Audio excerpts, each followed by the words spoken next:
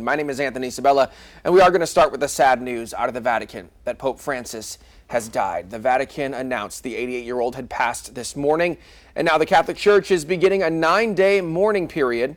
The Pope's death comes less than 24 hours after he appeared in St. Peter's Square for Easter. Jared Hill shares his final message to the world.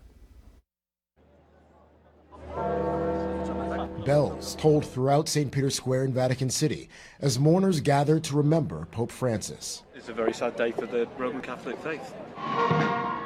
It's a stark contrast to scenes of joy on Easter Sunday. Cari fratelli. The 88-year-old pontiff delivered a message to the faithful, then greeted cheering crowds from the Pope-mobile for what would be the final time.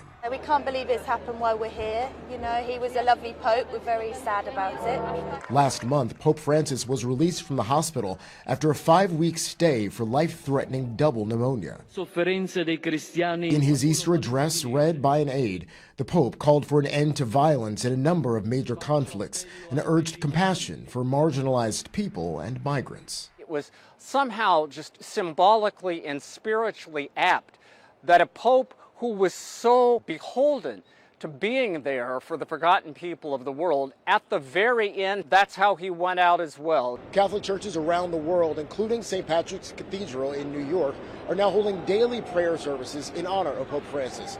He earned the name the People's Pope during his 12 years leading the church.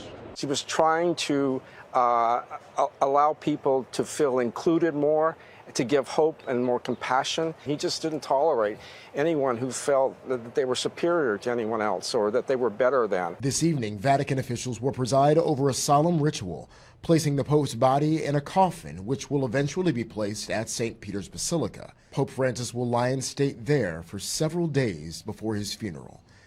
Jared Hill, CBS News, New York. And again, the Vatican says Pope Francis's body could be moved to St. Peter's Basilica as early as Wednesday. And then in 15 to 20 days, cardinals from around the world are going to descend on Rome for the conclave to elect a new pope.